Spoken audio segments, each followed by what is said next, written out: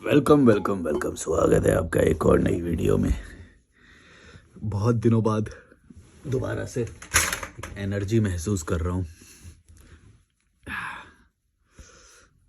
दो अपग्रेड बताता हूँ अभी रिसेंटली जो मैंने किए हैं, आप भी कर सकते हो। ये बहुत ज़्यादा फ़ायदा मिलेगा आपको अपने जीवन में।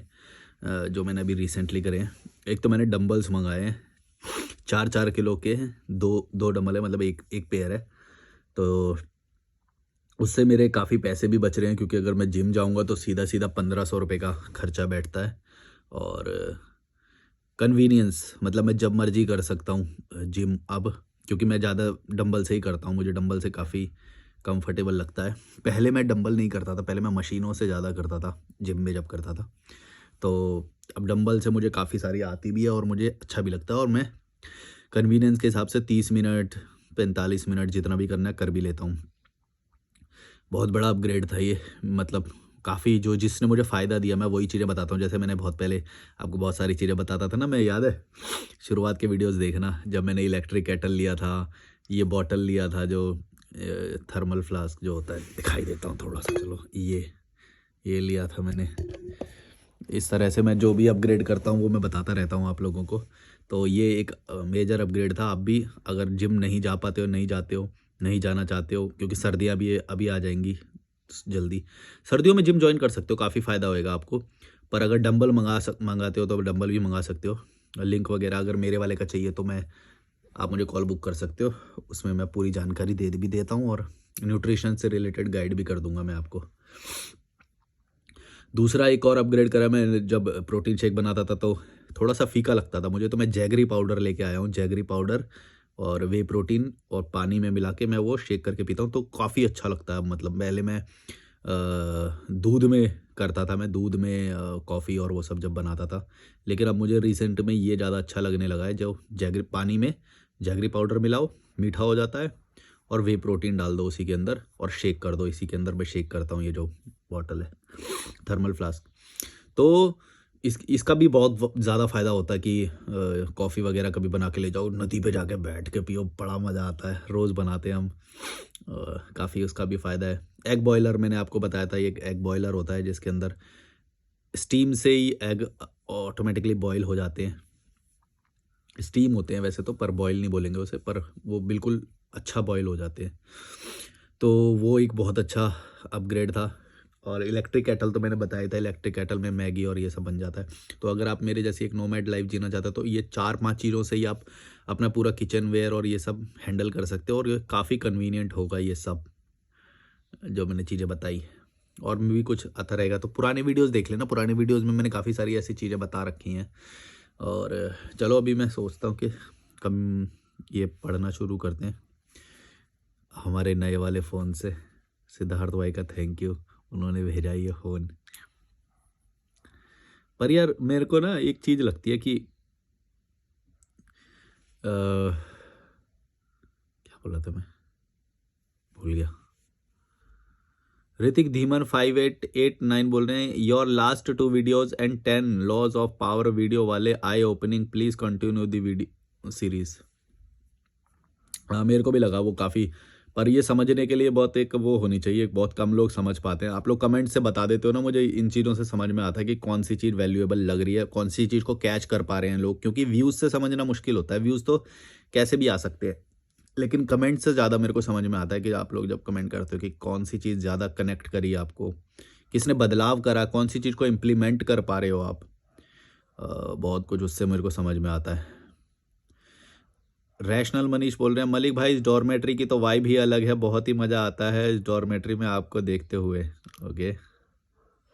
निशांत निशांक 999 बोल रहे हैं, आज दुग्गल साहब लव गुरु बने हैं, ही जोक्स अपार्ट, काफ़ी अलग वीडियो था, आपने कई पॉइंट्स अच्छे दिए हैं। ये दुग्गल दुग्गल करके कमेंट करता रहता है। डीन साहब बोल रहे हैं, सच में एक्टिंग क्लास की हो भाई दिल्ली में। दिल्ली में नहीं, मैंने ऑनलाइन करी थी। मेरे को जो भी चीज़ सीखनी होती है, जिस चीज़ में मुझे इंटरेस्ट आता है, मुझे लगता है कि इसका मेरे को काफ़ी बेनिफिट होगा, वो मैं चीज़ें ऑनलाइन सीख लेता हूँ और उसमें मैं पूरा डेडिकेशन दिखाता हूँ। और मैं ये मानता हूँ कि फॉर्मल एजुकेशन से ज़्यादा हमेशा तुम्हारा जिस चीज़ में पैशन होता है ना, वो चीज़ तुम सीखते हो और वो कन्वीनिएंट के हिसाब से सीखते हो, अपनी इंटरेस्ट के हिसाब से सीखते हो, तो वो ज़्यादा बेनिफिशियल होती है। मैंने बहुत सारी चीज़ें ऑनलाइन सीखी हैं, बहुत सारी। मैं मेरा लर्निंग का, क्योंकि एक मेरी पर्सनैलिटी भी लर्निंग वाली है, तो मैं ज़्यादा चीज़ें सीखने में बिलीव करता हूँ, तो मैं बहुत ज़्यादा चीज़ें सीखता हूँ। मेरी ये जो बियर्ड देख रहे हो ना आप, ये बियर्ड मैंने खुद सेट करता हूँ। मैं कभी भी 2009 के बाद मैं कभी नाई की दुकान में गया ही नहीं। मैं हेड शेव करना हुआ या बियर्ड मेंटेन करना हुआ, बहुत सारी ये टेक्निकल कोई मेरे को जब चीज़ें सीखनी होती हैं, ये सब मैं खुद ही करता हूँ अपने आप। फाइनेंस जब मैंने सीखा था, तो फाइनेंस की वीडियोस देख देख के जो एप्लीकेशन और ये सब सीखा। न्यूट्रिशन जब मैंने सीखा, जिम से रिलेटेड जब मैंने सीखा, मैं सब कुछ खुद सीखता हूँ। अब जैसे मैंने डंबल मंगाए, तो डंबल से रिलेटेड मुझे एक्सरसाइज सीखनी थी कि भाई सिर्फ डंबल से बॉडी पूरी एक्सरसाइज कैसे करें। अब विदाउट डंबल्स भी कर सकते हो काफ़ी सारी एक्सरसाइज, पर मेरे को ज़्यादा डंबल्स के साथ मज़ा आता है।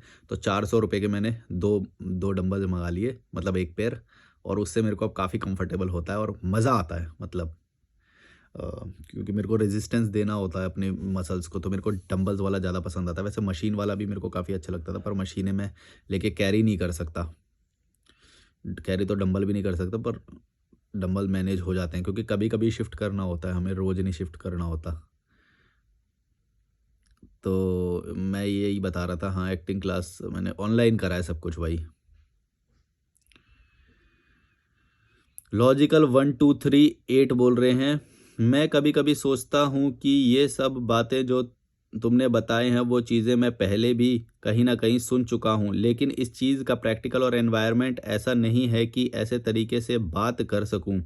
जब कोई बात बताता फिर याद आ जाता, सोचता हूँ कि हैं ये सब बातें पता है, टाइम के साथ साथ भूल जाते हैं, क्योंकि ये सब डेली लाइफ में यूज़ नहीं होता है, जिससे जिस तरह की सोसाइटी और एनवायरनमेंट है। रिप्लाई करो इस पे। मैं तुम्हारी बातें ज़्यादा समझ नहीं पाया, बस ये लास्ट वाला एक कुछ समझ में आया कि किस तरह की बात बोल रहे हो आप। ये आपने टाइम स्टैम्प डाला है इसमें, 17 मिनट 4 सेकंड पे जो मैंने बोला है, पर मेरे को पता नहीं इसमें मैंने क्या बोला है 17 मिनट 4 सेकंड पे। प्ले करके देखना पड़ेगा मुझे, पर मेरे को समझ में नहीं आया तुम कौन से उसको बोल रहे हो। पर जो भी है, जो अप्लाई कर सकते हो वो अप्लाई करो, और जो नहीं कर सकते वो ठीक है। आदित्य मिश्रा 5616 बोल रहे हैं, भाई सिंप वाला एग्जाम्पल गजब था, एक नंबर। एक नंबर, एक नंबर।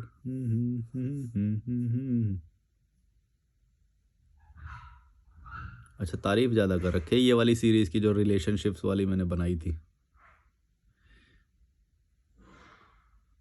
जितेंद्र कुमार बोल रहे हैं, भाई आपको थंबनेल चाहिए तो बताना, मैं बनाता हूँ कम पैसों में, अच्छा थंबनेल बना दूंगा। नहीं, अभी मेरे पास ये सब उतना नहीं है, मैं टीम नहीं बना सकता अभी। खुद ही जैसा भी बन जाता है वही डाल देता हूँ मैं। पर मैं सोच रहा हूँ कि मैं भी वो सीख लूँ, पर ज़्यादातर मैंने जितना भी सीखना चाहा ना, हर बार मुझे एक बात पता चलती है कि वो लैपटॉप मेरे पास होना चाहिए, तभी मैं वो सब कर सकता हूँ। मोबाइल से बहुत लिमिटेड कर पाता हूँ, और ठीक है, उतना भी मेरे को ज़्यादा, जितने लोग समझ पाएँ अच्छी बात है, नहीं समझ रहे तो मुझे सबको चेंज नहीं करना। क्राइम स्टोरी विद शुभ 378 बोल रहे हैं, 29 मिनट 56 सेकंड पे। मलिक भाई, इसलिए तो मुझे तेरा कंटेंट पसंद है, काफ़ी चीज़ें सिखा दिया तूने।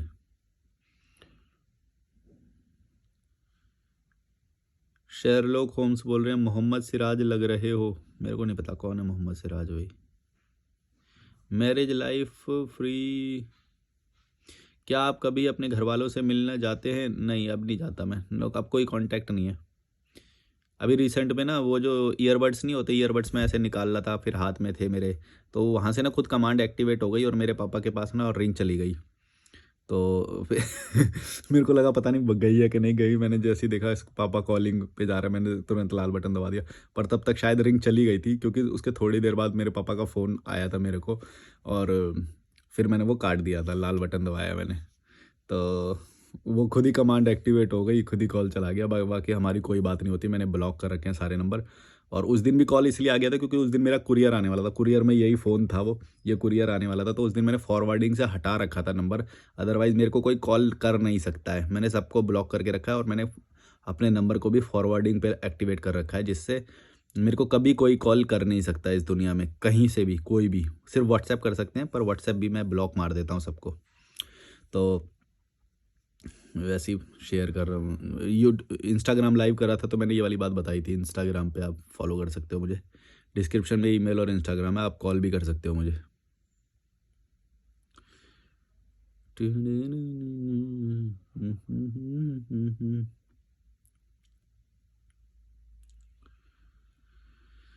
यादव MLT4652 बोल रहे हैं, भाई को आत्मज्ञान हो गया है, भाई अब समाज नाम के सिस्टम से कोसों दूर है।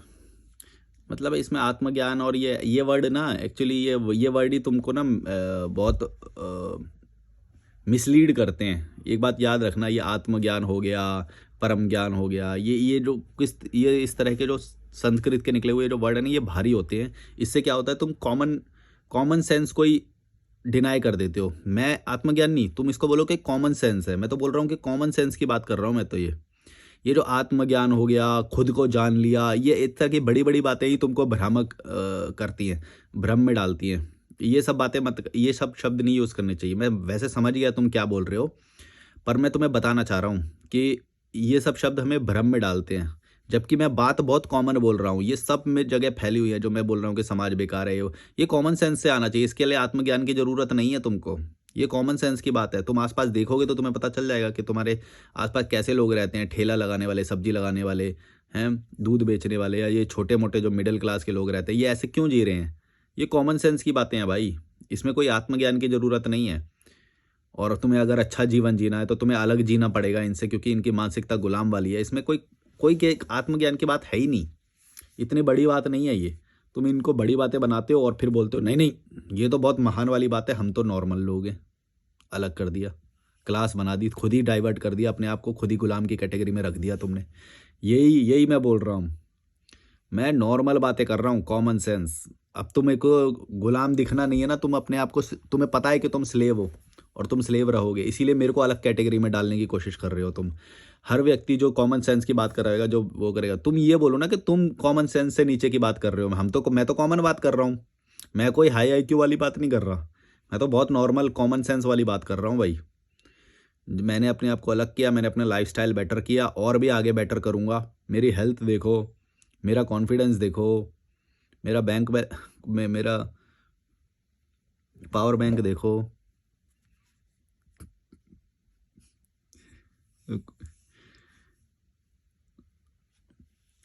निशांक 999 बोल रहे हैं, एक्सरसाइज करते हुए आपका वीडियो देखता हूँ, आपको रेज में देख के मैं भी रेज में आ जाता हूँ और एक्स्ट्रा बेंच प्रेस मारता हूँ। ओके, अच्छा है। इसे कुछ टाइम के लिए ना, जो ये स्टिमुलेटेड इमोशन होते हैं ना, ये तुमको फ़ायदा कर सकते हैं। जैसे आप अब बोल रहे हो कि अगर मेरे रेज से तुमको गुस्सा आ रहा है, तो एक तरह से तुमने उस वक्त के लिए उस चीज़ का बेनिफिट उठा लिया। लेकिन मैं इसको एक तरह से नेगेटिव भी मानता हूँ कि ये लॉन्ग टर्म में तुम्हारे लिए खुद पे कॉन्फिडेंस करना कम होएगा, क्योंकि तुम मेरे रेज से अपना रेज को बढ़ा रहे हो। ये स्टिमुलेशन ठीक है, जैसे मैं म्यूज़िक से लेता हूँ ये चीज़ कि म्यूज़िक म्यूज़िक का जो, मैं हाई इंटेंसिटी म्यूज़िक सुनता हूँ तो उससे मेरे को एग्रेसिव इमोशंस आते हैं, जिससे मैं और ज़्यादा जिम और ये सब मारता हूँ। और क्रिएटिन ले सकते हो आप, क्रिएटिन से भी फ़ायदा होएगा आपको। तो मैं ये बोलना चाह रहा हूँ कि जो इमोशन ये ना, इनको यूज़ करके उस वक्त के लिए तो फ़ायदा है, लेकिन लॉन्ग टर्म में ये ज़्यादा नहीं होना चाहिए। लॉन्ग टर्म में तुम्हारा गुस्सा अपना होना चाहिए, जो तुम्हारा गुस्सा अंदर का है। अगर वो रिफ्लेक्ट नहीं हो रहा, उससे गुस्सा नहीं आ रहा आपको, तो फिर ये मेरे वाले गुस्से से गुस्सा नहीं लेना चाहिए आपको। पर ठीक है, लॉन्ग टर्म के लिए, शॉर्ट टर्म के लिए आपको फ़ायदा हो रहा है इससे, तो ठीक है। मैं समझ गया वैसे आपकी बात।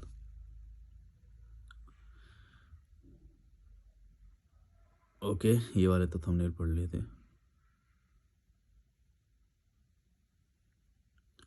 वो मेरे को ना बेस्ड, वो टॉपिक बेस्ड क्वेश्चन वो नहीं मिल रहे कमेंट्स, या तो तारीफ है या तो कुछ सवाल है। या तो क्योंकि मेरे को मैंने कई सारी वीडियो बना ली है ना, तो मतलब मैं देखता हूँ तो मेरे को लगता है यार ये वाले टॉपिक पे तो मैं ऑलरेडी बहुत बार बोल चुका हूँ। मेरे को लग रहा है वो मेरे को वो स्क्रिप्ट वाली जो वीडियोज़ है ना वो कंटिन्यू करनी चाहिए, उसमें काफ़ी अच्छा निकल के आता है, क्योंकि अब मैंने इन पे तो सब में टॉपिक पे बोल दिया है तो। दीपक खन्ना 2322 बोल रहे हैं, सेल्फ रिस्पेक्ट हर जगह अप्लाई होती है, इवन फैमिली। अगर कोई आपको बार बार बुला रहा हो, आप हर बार बुलाने पे चले जाओ, आपकी ही वैल्यू कम होगी। मैंने देखा है लोग खुश होते हैं, मेरे को भी बुलाया है हाँ, ये बात तुमने सही बोली कि अगर तुम एक बार बुलाने पे ही भाग जा रहे हो या फिर वो बुला रहा है तो आप बार बार चले जा रहे हो, नहीं। तुम्हारे पास अपने टारगेट्स होने चाहिए, उसके ऊपर पूरा फोकस करो। किसी की इतनी वैल्यू नहीं है कि तुमको एक फ़ोन कर देगा तो तुम पहुंच जाओगे, इससे तुम अपनी वैल्यू गिरा रहे हो। किसी के फ़ोन करने पे मत जाओ, किसी के बहकावे में मत आओ, किसी के किसी की नज़र में अच्छा बनने के लिए उसके पास चले जा रहे हो कि भाई तुम्हारे पास तुम्हारे टारगेट हैं, इस हफ्ते मुझे क्या-क्या ग्रो करना है, अगले 24 घंटे में मुझे क्या-क्या ग्रो करना है, किस चीज़ पे मुझे काम करना है, मेरे short term goals, medium, long term goals, इन सब पे तुम्हें काम करना है। जिसके लिए भी तुम जा रहे हो, कॉल करने पे एक बार में पहुँच जा रहे हो या किसी को खुश करने के लिए पहुँच जा रहे हो, ये तुम्हारे लिए नेगेटिव होएगा, वो लोग तो चले जाएँगे। ज़िंदगी में ना एक बात बता दूँ, हर एक इंसान की ना वो लिखी होती है कि ये बंदा मेरे साथ इतने दिन रहेगा, ये बंदा इतने दिन रहेगा। आज मेरे साथ देखो कोई भी नहीं है, मैंने कई लोगों के लिए खुश रहने के लिए मेरे से वो खुश रहे इसके लिए मैंने कई लोगों के लिए काम किया होगा, लेकिन आज मेरे संपर्क में कोई भी नहीं है वो। तो मैं यही बोलना चाह रहा हूँ कि जीवन में लोग आएँगे, जाएँगे, तुम सबके लिए मत करते रहो और इससे तुम अपनी वैल्यू घटाते ही हो, जैसा कि तुमने बोला, सही बोला। तुम अपनी वैल्यू घटा ही रहे हो कि किसी के लिए भी अवेलेबल हो जा रहे हो। ये मत सोच लेना कि तुम खुश कर लोगे उसको तो वो तुम्हारे लिए कल को कुछ करेगा। नहीं भई, तुम्हारे लिए लोग तब करते हैं जब तुम पावर में होते हो, जब तुम स्ट्रॉन्ग होते हो ना, जब तुम किसी की परवाह नहीं करते हो, तब तुम्हारे लिए लोग अवेलेबल रहते हैं। अगर तुम किसी के यूँ करके यूँ मिनियन बन के जाओगे ना किसी के सामने, भाई नहीं, तो वो तुम्हारी कदर नहीं करेंगे। दिखावे के लिए छोटी-मोटी लॉलीपॉप वैसे कर देंगे, पर कोई जब तुम कमज़ोर होगे तुम्हारी कोई हेल्प नहीं करेगा। इस समाज में मेरे को एक भी चीज़ ऐसी याद नहीं आती जब किसी ने मेरे लिए कुछ करा हो। हाँ, बाकी छोटा-मोटा तो जिसके जितना औकात में होता है वो तो करते ही हैं सब, क्योंकि हम भी करते हैं ना सबके लिए। तो वो तो करते रहेंगे ताकि तुम उनके वो बने रहो। लेकिन तुम्हारे लिए कभी कोई कुछ बड़ा नहीं करेगा। वो तुमको खुद ही करना पड़ेगा, तुमको स्टेप लेना पड़ेगा, तुमको हार्ड वर्क करना पड़ेगा, तुम्हें कंसिस्टेंट रहना पड़ेगा किसी भी चीज़ में, चाहे तुम्हें बॉडी बनानी हो, चाहे तुम्हें अपने आप को सुधारना हो, पर्सनैलिटी को बेटर करना हो। तुम्हारा बहुत बार मन करेगा कि लॉजिकल मलिक की वीडियो ना देखें, लेकिन वो तुम देखते रहोगे रेगुलरली तो तुमको इतना ज़लील मैं ऑलरेडी करूँगा कि तुमको सुधरना पड़ेगा। तुम्हारे पास कोई चारा नहीं है। ऑब्वियसली मतलब हमको क्योंकि अपनी ग्रोथ के बारे में कभी बताया नहीं जाता, हमें लल्लू बनाया जाता है, खुद लल्लू बन गए, खुद गुलाम बने हुए हैं, कुत्ते की तरह काम करते हैं पूरे दिन, गधा मजदूरी करते हैं और हमें भी वैसे ही बनाने की सोचते हैं। भाई तुम्हारा कभी ग्रोथ हो ही नहीं सकता अगर तुम गधा मजदूरी करोगे तो, कभी नहीं हो सकता। गधा मजदूरी नहीं, तुम्हें जो अच्छा लगता है ना उसमें काम करना शुरू करो। और शुरुआत में थोड़ा पैसा कम आएगा, कोई बात नहीं। तुम ये सोचो कि तुम जो काम पसंद करते हो तुम वो काम कर रहे हो, सबसे अच्छी तो बात ये है ना। जो तुम काम कर रहे हो वो पसंद, जो तुम्हें पसंद है तुम वो काम करो, इससे अच्छी क्या बात हो सकती है बताओ। मैं जब और हाँ, लाइफ में ना पहले जो चीज़ें ठीक करनी है ना वो चीज़ें पहले ठीक करना। जैसे कि मैंने लाइफ में पैसे जमा करना पहले शुरू नहीं करा था, फैशन अभी रिसेंट में शुरू करा, अपनी बॉडी पे ध्यान देना अभी रिसेंट में शुरू करा, क्योंकि ये मेरे लिए ज़रूरी हैं चीज़ें। लेकिन सबसे ज़्यादा ज़रूरी मेरे लिए क्या था तब, जब मैंने अपना ये शुरू करा था ये सब, तब मेरे को क्यूरोसिटी बहुत ज़्यादा थी, तो मैंने इंटरनेशनल ट्रैवल पहले करा था। पैसे पहले नहीं जमा करे मैंने, पहले इंटरनेशनल ट्रैवल करा क्योंकि मेरी उससे क्यूरोसिटी शांत हुई। 6 देश मैंने जब घूमे तो मुझे पता चला कुछ कि भाई अच्छा ओके नॉर्मल ही है लोग, ज़्यादा वो भी नहीं है। बस उनके हाँ, उनके अंदर कुछ अच्छी बातें हैं जो हम अपना सकते हैं, वो मैंने अपना ली और मेरी लाइफ में उससे बेटरमेंट आ गया। मतलब कि वो इन्वेस्टमेंट इतना तगड़ा था मेरा कि मैंने उन वहाँ पे जाके उनसे चीज़ें सीख के अपनी लाइफ में इम्प्लीमेंट कर दिया, जो कि मैं ज़िंदगी में कभी भी नहीं कर पाता। मेरे कॉलेज ने वो चीज़ नहीं सिखाई, मेरे स्कूल ने वो चीज़ नहीं सिखाई, मेरे घर पे वो चीज़, मोहल्ले में, समझदारी में ये चीज़ें कभी भी नहीं सिखाई गई, जो मैंने खुद जाके ऑब्ज़र्व करी, उनसे वो चीज़ें नोट डाउन करी और वो मैंने अपनी लाइफ़ में इम्प्लीमेंट करी। उससे मेरे को बहुत ज़्यादा फ़ायदा हुआ। फिर दूसरा, पहला जैसे मैंने और क्या किया था कि मैंने ट्रैवल करता था, जो मैं इंडिया ट्रैवल वो किया, उसमें भी मैंने ज़्यादा पैसे जमा नहीं करे। मैंने पहले अपनी आज़ादी को हासिल किया। पहले अपनी आज़ादी को हासिल करूँगा मैं, ताकि मैं मेरे को गुलामी ना करनी पड़े, मैं किसी के ऊपर डिपेंडेंट ना रहूँ। मैंने नॉलेज गैदर करी कि कैसे होता है ट्रैवल, क्या मैं अकेले सर्वाइव कर सकता हूँ या नहीं कर सकता हूँ। मैं अलग-अलग स्टेट्स में जाके रहा, लद्दाख में भी रहा, राजस्थान में रहा मैं तमिलनाडु, केरला में रहा, मैं कई जगहों पे रहा और मैंने ये टेस्ट करने की कोशिश करी कि मेरे को कहाँ पे ज़्यादा अच्छा लग रहा है और मेरे को कहाँ पे कंफर्टेबल लग रहा है, मेरी वो क्या है, कहाँ का खाना मुझे सूट कर रहा है या फिर मुझे टेम्परेचर कहाँ का सही लग रहा है। तो मैंने ये सारी चीज़ें अपने जाके, मैंने किसी से पूछा नहीं कभी भी भाई कि मैं क्या करूँ, मैं कहाँ पे रहूँ, नहीं। किसी को कॉपी नहीं करना है, किसी से पूछना नहीं है, तुमको टेस्ट करना है ना, तुम अपनी गलतियाँ करो ना। गलतियों से तुम डरते क्यों? मेरे को एक इंडियन माइंडसेट में ये बहुत ज़्यादा गलत बात लगती है कि गलतियों से बहुत ज़्यादा डरते हैं ये लोग। ऐसे करते हैं जैसे गलती हो गई तो पता नहीं क्या ही हो जाएगा, कहाँ पीछे रह जाओगे, किसी से पीछे रह जाओगे। क्यों डरते हो भाई? किसी से पीछे नहीं हो रहे हो तुम अपनी लाइफ़ जी रहे हो। कंपैरिज़न से तुम्हारी फटती है ना, वही तो बोल रहा हूँ, कंपैरिज़न करते हो तो तुम्हारी फटती है और उसमें ये चीज़ें छूट जाती है पीछे कहीं न कहीं कि तुम क्या चाहते हो। कॉम्पिटिशन से ये चीज़ें पीछे छूट जाती है कि तुम्हारा दिल क्या चाहता है और ये बहुत मेजर लॉस है तुम्हारे लिए कि जो तुम्हारा दिल चाहता है तुम वो ही नहीं कर पा रहे हो लाइफ में। मैंने सोचो 2017 से मैंने ट्रैवल करना शुरू करा था, सोलो ट्रैवल। 2020 में मैंने परमानेंट जॉब छोड़ के जब परमानेंट ट्रैवल करना शुरू करा, जब कोविड आया था, ओ, और मैं तब से अपने मन की लाइफ जी रहा हूँ। कोई जॉब ज्वाइन नहीं करा मैंने, कभी कुछ वो नहीं करा, अपने मन का कर रहा हूँ और खुश हूँ, बहुत बहुत खुश हूँ। मेरे को नहीं पता अभी लाइफ आगे कैसी होएगी, क्या होएगी, पर मैं हर एस्पेक्ट में ग्रोथ कर रहा हूँ, सैटिस्फाइड हूँ। अच्छा लगता है, अपने ऊपर भी प्राउड फील होता है। इसका मतलब ये नहीं कि मैं अपनी उससे ग्रोथ स्लो कर देता हूँ, मैं मेहनत आज भी उतनी ही करता हूँ। कोई तुम्हारी हेल्प नहीं करेगा भाई, तुम्हें खुद करनी पड़ेगी। और कंपैरिजन छोड़ के करना, कंपैरिजन मत करना। कंपैरिजन करने पे आए ना भाई, ये समाज तुम्हें वो समाज तो कंपेयर करेगा, तुम खुद भी कंपेयर करते हो। एक्चुअली बाहर वाले ही दुश्मन नहीं है, तुम खुद भी अपने दुश्मन होते हो। तुम बहुत सारी गलतियां अपने साथ भी करते हो जिसकी वजह से तुम फंस जाते हो उन चुंगलों में। उनके चंगुल फंसने के लिए भी तो तुम्हारी दिमाग की वायरिंग वैसी होनी चाहिए ना। जैसे मैं क्यों नहीं फंसा, उन्होंने तो मेरे को भी फंसाने की कोशिश करी, पर मैं क्यों नहीं फंसा, क्योंकि मेरे दिमाग की वायरिंग बहुत सीधी है। मेरे को जो अच्छा लगता है वो मैं बोलता हूँ, जो मुझे बुरा लगता है वो मैं बोलता हूँ। सीधी बात।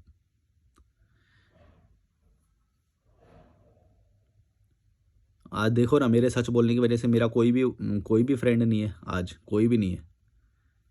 मैं इस पूरी दुनिया में किसी एक व्यक्ति भी ऐसा नहीं है जिसको मैं ये बोल सकूं कि मेरा ये फ्रेंड है और मैं इससे बात शेयर करता हूँ, ये वो है।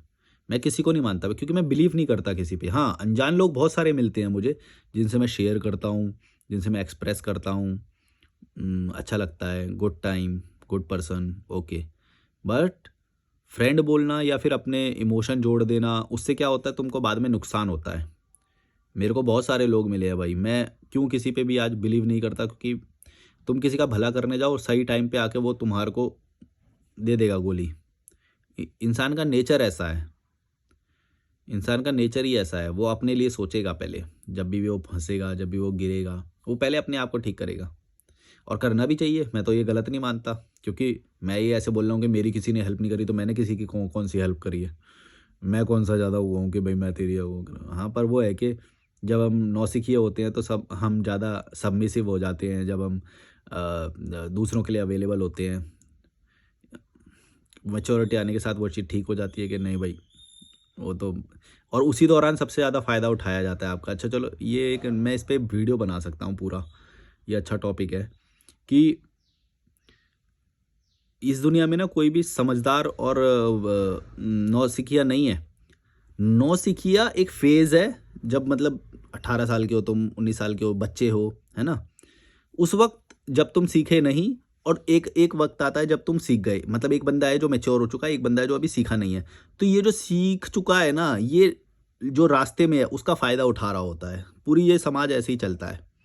तो ये जो बोलते हैं ना कि लोग अच्छे हैं, लोग बुरे हैं, लोग अच्छे बुरे नहीं है, लोगों का फेज़ अच्छा है और लोगों का फेज़ पक चुका है। तो ये जो पक चुका वाले हैं ना, इन लोगों को, नीचे वालों को, इनसे सावधान रहना होता है, क्योंकि ये लोग ना इमोशनली मैच्योर हो चुके होते हैं, ऊपर वाले।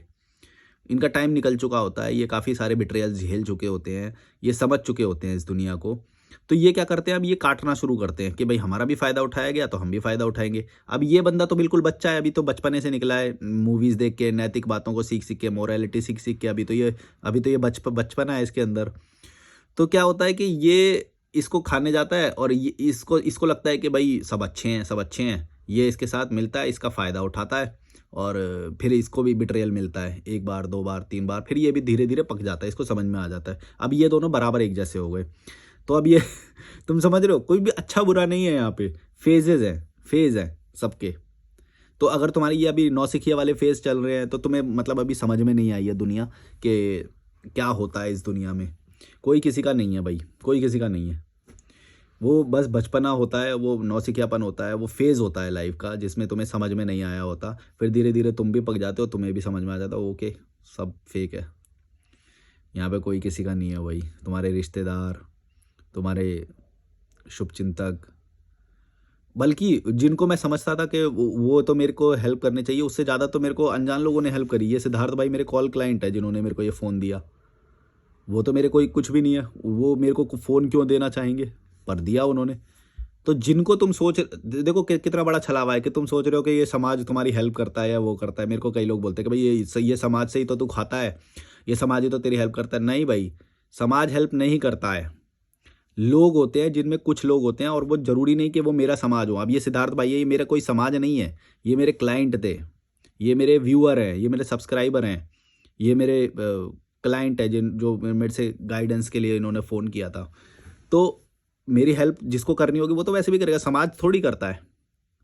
या मैं जिससे लिफ्ट लेता हूँ वो मेरा समाज थोड़ी है, मेरा उससे कोई कनेक्शन थोड़ी है, मेरी कोई डिपेंडेंसी उसके ऊपर थोड़ी है, या फिर उसकी भी जिम्मेदारी मेरे ऊपर थोड़ी है। ये तो बस चल रहा है, ये मेरा कोई कनेक्शन थोड़ी है उससे। पर मैं सब फ़ायदे ले रहा हूँ, उस समाज के पूरे फ़ायदे लेता हूँ मैं तो लिफ्ट भी ले लेता हूँ, मेरे लिए समाज वो पूरा खाना बनाता है, तुम्हारे समाज के लोग। पर मैं सामाजिक होने का मतलब वो मानता हूँ कि तुम्हारा डिपेंडेंसी कनेक्शन कितना है, मेरी डिपेंडेंसी नहीं है उस पे। कल को जिस ढाबे पे मैं खाना खाने जाता हूँ, या मैं जिससे दही खरीदता हूँ, जिससे पनीर खरीदता हूँ, वो कल को बंद हो जाएगा या मर जाएगा कल को, मेरे को नहीं फ़र्क पड़ेगा भाई। मैं दूसरे वाले से खरीदूँगा, मेरे को नहीं फ़र्क पड़ेगा, वो मेरा समाज नहीं है। हाँ, मेरा कनेक्शन है उससे, मेरी ट्रांज़ैक्शन होती है उससे, वो मेरे लिए अवेलेबल कराता है जो मुझे चाहिए, लेकिन मेरा कोई इमोशनल अटैचमेंट नहीं है उससे। तो मेरे को कोई दुःख नहीं होता है उससे। तुम समझे मैं क्या बोल रहा हूँ? कई लोगों ने ऐसी वीडियोज़ बनाई मेरे बारे में, जो वो बोलते थे कि भाई तू इस समाज का ही तो खाता है, तू अगर समाज को गाली दे रहा है तो तू जंगल में जाके रह ना, तू समाज की चीज़ों का फ़ायदा क्यों उठा रहा है? क्योंकि भाई वो मेरे फ़ायदे के लिए हैं, तुम सब मेरे नौकर ही तो हो। जो मेरे लिए नौकर है उसको मैं थोड़े पैसे दूँगा और मैं अपना काम करा लूँगा, क्यों नहीं कराऊँ मैं? व्यवस्था है ये, तो व्यवस्था का फ़ायदा उठाना चाहिए। अच्छी व्यवस्था है कि मेरे को दही खाने के लिए दही जमाने की ज़रूरत नहीं है। पनीर खाने के लिए मुझे पनीर बनाने की ज़रूरत नहीं है। मेरे लिए कोई और बना रहा है, पैसे दूँगा, ले लूँगा। समझे? ये क्या बात होती है कि भाई तू तो समाज को गाली दे रहा है, तो समाज के फ़ायदे कैसे उठा सकता है तू? उठा सकता हूँ भाई, क्यों नहीं उठा सकता? यही तो स्मार्टनेस है, डार्क साइकोलॉजी। कहीं पे भी डार्क साइकोलॉजी घुसा दो, वीडियो चल जाता है। एक बंदे ने कमेंट करा, भाई डार्क साइकोलॉजी लिख देते हो ना, इससे वीडियो चलता है। जबकि डार्क नहीं है, ये तो कितने मतलब सीधी सी बात है। मतलब मैंने इनको समाज को गंदा बोला, वो बोला, ये हिल गए, तो चिढ़ जाते हैं। इनसे ये झेला नहीं जा रहा, अब के अब लोग, नौजवान लोग आके जब बोल रहे हैं ना, समाज की फाड़ रहे हैं, तो इनसे अब झेला नहीं जा रहा ये बात। क्योंकि पता है, इनको भी पता है कि इनके समाज में कितने खोखलापन है, ये सब वरना गुलामी की तरह कोई क्यों जी रहा होता। समझो। चलो, like share subscribe, bye bye. Comment करना और कॉल करना, डिस्क्रिप्शन में ईमेल और इंस्टाग्राम है। Bye bye.